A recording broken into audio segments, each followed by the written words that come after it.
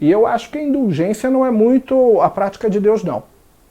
Então, a tolerância implica em você fazer algo e arcar com a responsabilidade desse algo que você fez. Se você sujou, você limpa. Ninguém te impede de sujar. Você pode sujar, desde que você limpe. Tá? Ser intolerante seria não poder sujar. Não pode sujar. Intolerante. Sujou. Se sujou, limpa. Tolerante. Indulgente. Pode sujar à vontade. Tem que limpar? Não, não precisa limpar nada. Aí está sendo indulgente. Percebe a gradação? Então, está dirigindo com o seu carro. Bateu no carro de outro. Você sabe que a responsabilidade é tua. Então para de choramingar. Vai lá e paga o conserto. Cometeu o erro, arca com a responsabilidade. A tolerância implica nisso. Nada te impede de errar. Você pode errar. Mas você arca com a responsabilidade. Pichou a parede. Pichou a parede, foi condenado a limpar. Se essa pessoa que bate não assume a responsabilidade e não paga a pessoa a quem ela causou o prejuízo, essa pessoa está buscando indulgência, isso é, ela quer se eximir da pena. Se você picha e não é obrigado a limpar, está querendo indulgência. Quantos filhinhos de papai, todo mundo conhece pelo menos um caso, já fizeram algo de muito errado e foram parar na delegacia. E aí, daqui a pouco, de madrugada, tá o papai lá, que às vezes é um oficial general das Forças Armadas, ou um juiz, ou um desembargador, ou um ministro, ou um promotor, ou um defensor, tá lá o papai na delegacia, querendo dar aperto em todo mundo, porque o filhinho dele tá lá preso, com um advogado do lado para tirar o filho que atropelou, matou, que bêbado atropelou e matou, ou que numa briga matou, ou que botou fogo no pobre coitado do índio que estava dormindo na rua. Pegar aquele filhinho dele amado, querido, protegido, botar embaixo do braço e levar para casa. Ai, ai, ai, menino, não faça isso. E aí paga os melhores advogados para o filho não ir em cana. Esse pai está sendo o quê? Indulgente. Ele não está permitindo que o filho arque com a responsabilidade de seus atos. Não devemos ser indulgentes, devemos ser tolerantes. Perdoar o erro? Sim, mas devemos permitir e até mesmo proporcionar que aquele que erre arque com a responsabilidade de seus atos. Devemos respeitar o próximo. Apreço, a tolerância, respeito à liberdade. Porque quando você não respeita o que é diferente, e quando você preconceitua o que é diferente, ou quando você desconfia do que é diferente, você se torna intolerante. Quando você rotula, dá apelidos pejorativos. Ah, esse garoto não estuda, não vai bem nos estudos. És um burro. Quando você dá um rótulo, um apelido pejorativo no intuito de diminuir ou ofender, isso é uma expressão de intolerância, não é legal. É uma falha de caráter fazer isso? Às vezes, e na maioria dos casos, nem é uma falha de caráter, é uma falta de reflexão. Muita gente dá apelido pejorativo e não é mau caráter, ela simplesmente não parou para refletir no ato dela. Quando eu vejo aquele que é diferente, e só por ele ser de mim diferente, dele e dele desconfio, eu expresso intolerância.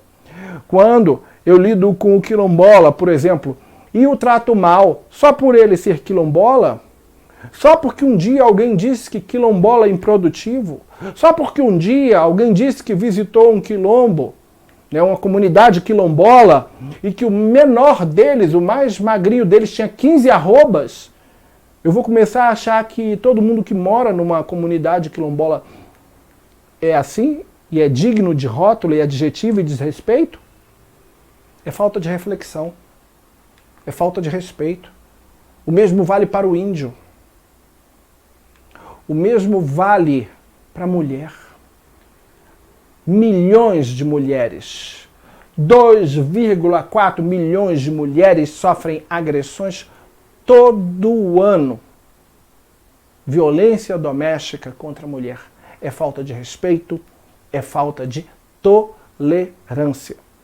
Se não dizer falta de caráter, porque entendo eu que o homem que agride a mulher tem, sim, um desvio de caráter. Então, para a gente fechar, indo para o final desse bloco de aula, discutindo aspectos políticos que envolvem os incisos, os acalorados debates que aconteceram de 2011 a 2014 para a promulgação do nosso atual Plano Nacional de Educação, trouxe à tona o grau de intolerância de muitos educadores e políticos da área de educação que eram extremamente reacionários, conservadores e fundamentalistas com aquilo que era diferente, com o respeito à liberdade alheia, com aquilo que era diferente do que eles pensavam. E isso foi comprovado através de pesquisas, tá? Uma pesquisa que contou com a própria participação do Ministério da Educação e que ouviu uma amostra nacional de 18,5 mil estudantes, pais e mães, diretores, professores e funcionários, revelou o seguinte percentual de respondentes com algum nível de preconceito com relação aos seguintes assuntos. Se o assunto era de etnia, étnico-racial, 94,2% demonstraram um certo grau de preconceito. Se o assunto era a questão de gênero, 93,5% demonstraram um certo grau de preconceito. Se o assunto era de orientação sexual, 87,35% demonstraram um certo grau de preconceito. Se o assunto era a territorialidade, o local do território de onde o indivíduo é egresso, por exemplo, o cara veio do Nordeste, 75,9% foram preconceituosos com aqueles que vinham do Nordeste. Ainda, os respondentes também afirmaram ter preconceito, conhecimento, estarem cientes de práticas discriminatórias sofridas por estudantes por serem negros, num percentual de 19%, homossexuais, num percentual de 17,4%, mulheres sofrem preconceito por ser mulher, 10,9%, e por questões territoriais, 8,9%. A referência está aqui embaixo. Então o preconceito permeia, e preconceito é desrespeito. Preconceito é falta de tolerância. Preconceito, intolerância e falta de respeito nos leva à chamada cultura do estupro, que é a pior das violências de gênero que existem. Quando a gente falha na aplicabilidade do inciso 3º e falha na aplicabilidade do inciso 4º do artigo 3º da LDB, a gente contribui quando a gente falha com a cultura do estupro. Para você ter ideia, só aqui no anuário de 2019,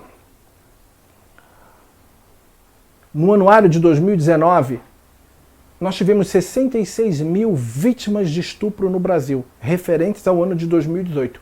O anuário de 2020, referente ao número de vítimas de 2019, ainda não foi publicado por ocasião da gravação dessa aula. E esse estudo começou a ser feito no ano de 2007. Isso quer dizer que nós temos pelo menos 180 casos por dia de estupros no Brasil. Nós tínhamos isso em 2018. O número de 2019 nós ainda não sabemos.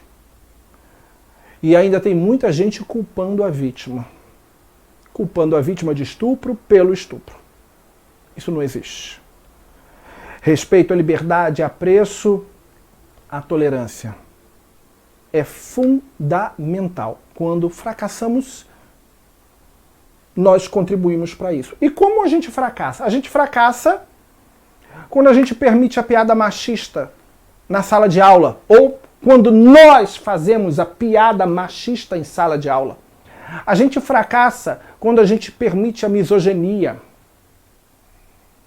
Quando a gente permite a piada homofóbica ou a brincadeira homofóbica. Quando a gente permite a piada racista ou a piada sexista. A gente falha. Quando a gente permite a conduta xenofóbica, a gente falha. Quando a gente se omite diante do consumo de pornografia e das suas consequências. É um assunto que tem que ser discutido, sim, na sala de aula. O consumo da pornografia, para que a gente possa evitar. Ah, mas se eu falar em consumo de pornografia em sala de aula, os alunos vão consumir mais pornografia. Pensar assim é lembrar daquele vídeo que o Porta dos Fundos fez há alguns anos, onde o professor fala do dia do índio e aí o aluno virou índio, que fala do dia do zumbi e o aluno virou zumbi, mas nem era aquele zumbi que a professora estava falando, e sim, ela estava falando de Zumbi dos Palmares e ele virou um zumbi de The Walking Dead. Ou falou da questão de sexualidade e o filho lá do ator do Pochá virou gay porque a professora falou de liberdade de gênero. Seu filho não vai virar gay se a gente falar de sexualidade em sala de aula. O aluno não vai virar, tá entendendo, um zumbi se a gente falar de Zumbi dos Palmares ou de Walking Dead. E nem vai virar não vai virar uma árvore. Ele não vai virar um bonsai se a gente falar do dia da árvore. Assim como ele não vai virar um consumidor de pornografia se a gente ensinar quais são os malefícios do consumo da pornografia ou da erotização da criança. A nossa omissão ou nosso silêncio tem proporcionado, sim, isso que a gente vê aí fora. A falta de respeito e a falta de tolerância. Tá? Então, temos sim que discutir esses assuntos. Por isso a previsão no Plano Nacional de Educação. Há previsão lá. Por isso, aqui o texto. Apesar dos nítidos e graves problemas em relação às diversas formas de violência por motivo de gênero, etnia e raça, orientação sexual, identidade de gênero, bem como de procedência regional, quando o projeto de lei do Plano Nacional de Educação chegou ao Senado, ele sofreu um virulento movimento de oposição contra a menção específica dessas formas de injustiça nas diretrizes do plano. Mas elas vieram e estão lá para que a gente combata essas injustiças, fomentando o respeito e fomentando a tolerância. Nunca a indulgência, e sim a tolerância. Em 1970, tínhamos pais tolerantes, isto é, pais que quando os seus filhos erravam, porque ser tolerante é permitir que seu filho erre, mas fazer com que ele arque com a responsabilidade. Ser intolerante é permitir que seu filho não erre. Você não pode errar, aí você está sendo intolerante. Agora, você errou. Se eu considerar nesse contexto aqui dessa charge o erro, isso é, ele ter tirado nota baixa, por quê? Porque ele tirou nota baixa porque ele não estuda. Então ele não estuda. Qual é a consequência de não estudar? Em regra, tirar nota baixa. Então você errou, você vai arcar agora com a responsabilidade. Isso é ser tolerante. Tá?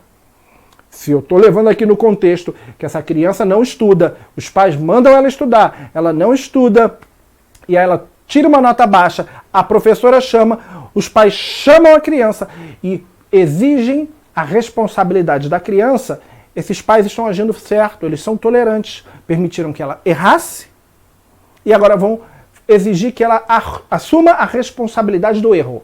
Isso é tolerância. Aí a gente evolui na charge para 2012, todo mundo conhece essa charge, onde você tem a criança que tira nota baixa e os pais vão cobrar da professora o porquê que o filho deles tiraram nota baixa. Esses pais estão blindando a criança e estão agindo de forma indulgente, fazendo com que, dentro do contexto da charge, essa criança não assuma a responsabilidade por seus atos. Por isso a coisa está degringolando. Não podemos confundir tolerância com indulgência, porque pais indulgentes, formam crianças tiranas. Quando os pais são indulgentes, isso é, os pais vão lá, mexem na chefia da Polícia Federal, por exemplo, um exemplo hipotético, tiram o ministro da Justiça indiretamente em face de uma certa pressão, trocam o superintendente da Polícia Federal do Rio de Janeiro para blindar talvez os filhos de alguma eventual investigação, situação hipotética que pode acontecer em qualquer país do mundo. Esses pais indulgentes estão blindando os filhos para que eles não assumam a responsabilidade por seus atos. Então, quando a gente blinda os filhos, fazendo com que o ministro da Justiça, por exemplo, hipoteticamente falando, peça a exoneração, troque o superintendente da Polícia Federal em um estado qualquer, vou citar aqui como exemplo o Rio de Janeiro, para colher relatórios de inteligência a respeito de investigações sigilosas, para fazer com que, eventualmente, se em algum relatório desse um filho esteja presente e possa ser responsabilizado por algum crime que cometeu, e aí eu posso impedir com que aquela investigação ande, ao fazer isso, estou fazendo com que meus filhos não assumam a responsabilidade por seus atos. Eu não estou sendo um pai tolerante, eu estou sendo um pai indulgente. Qualquer semelhança com a vida real é mera coincidência. Um grande abraço, fique com Deus e até o nosso próximo encontro.